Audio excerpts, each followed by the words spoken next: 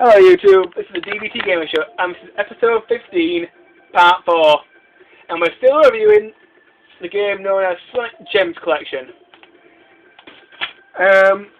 If you haven't watched part 1, 2 or 3 yet, you have missed quite a bit, so I suggest you watch those before you watch this one.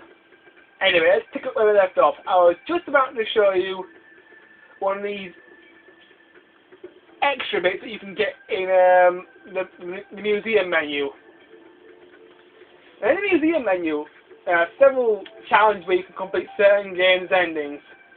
This one here is complete the original Sonic the Hedgehog on the Sega Master System and the Sega Game Gear. This one's complete Sonic Labyrinth, which is a newer game that fits in the Game Gear. Sonic Drift 1, and Sonic. There's also Sonic Chaos in the museum menu, and you get to beat the last boss.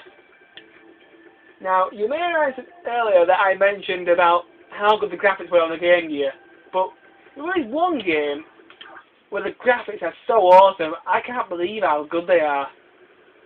This game is called Sonic Blast. Sonic Blast played the best graphics the Game Gear ever had. I mean, it was really good. I mean, they put the graphics chip on the Game Gear to the absolute limit.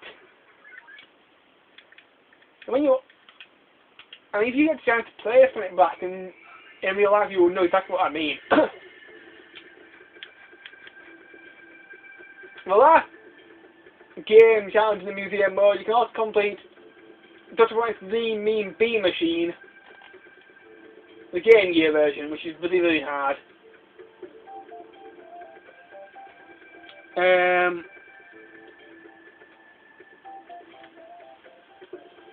There are also some other things in the museum mode. Example, there are some movies. There's a Sonic Heroes trailer. Years ago, a legend was born.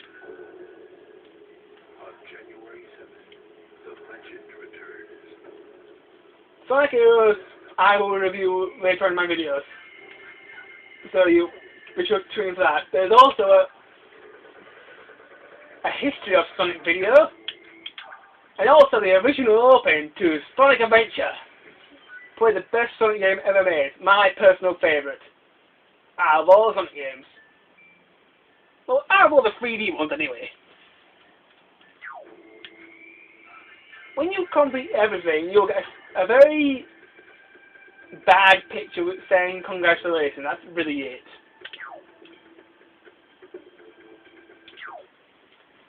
That's in the museum mode. Now there's one more menu in this game which is also really good, the extras menu. If you look at the extras menu, you can either watch the credits of the game over and over again. Now, in the museum mode, to actually unlock certain things, you have to watch the credits a certain number of times for some sad reason. Anyway, the best thing about the extras mode is the hints.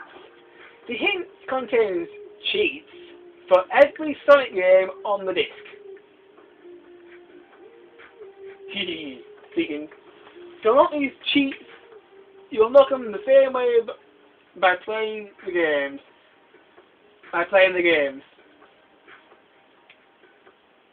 That's basically all I can tell you about the game. So let's move on to the bad stuff. The bad stuff about this game is that when this game was advertised in magazines and on TV and on the internet, it was advertised that Sonic Jam would appear in it. But Sega, at the last minute, took it out. Bastards! Why in the hell did they take it out? I really want to play that game. And it's very difficult these days to get a Sega Saturn to be able to play it on. And most of the time when you buy a Sega Saturn these days, they're already half broken. And they don't work for very long either. So, I mean, Sega Saturn was a very good machine. But Sonic Jam was also a very good game. Sonic Jam, as far as I know, is a collection of Sonic games. There's Sonic 1 from the Mega Drive, Sonic 2 from the Mega Drive, Sonic 3 from the Mega Drive, and Sonic & Knuckles on the Mega Drive. It also had a 3D Sonic game. The 3D Sonic game is the one I want to play. I don't really care about the other four. So if they could just put that 3D Sonic game on it, it'll be a real treat for me. And the other bad thing about this game is that the Tails game sucks. All the Sonic games are alright, but Tails Sky Patrol and Tails Adventures really do suck. They're one of the worst Sonic games I've ever seen. There's only a few games that are worse than these. Example, Blue Sphere and Flicky, which were both featured in Sonic Med Collection. And the other bad thing about this game is unlocking stuff is just as hard and just confused as it was in Sonic Med Collection. To unlock stuff in this game, you must do what you call a play. Now, a play means you must play a game a certain number of times. Now, when I first played this game, I never understood what a play meant. I thought it was complete the game several times, but that didn't work here. Eventually, I found out that a play means that you must do this. Basically, you enter a game. I'm going to pick Sonic 2, just for example. You press the Z button, and then hit exit. Once you exit, that counts as one play. And you keep doing that until you unlock a new game. So it's really confusing on what a play is, but now you know how to unlock games on this game. And the other bad thing about this game is there aren't enough games on this disc. There are only 11 games on Sonic Gems Collection, and Sonic Med Collection had 12 games. So, I would really like to see some more games on, especially that 3D Sonic Jam game. Anyway, let's rate this good game.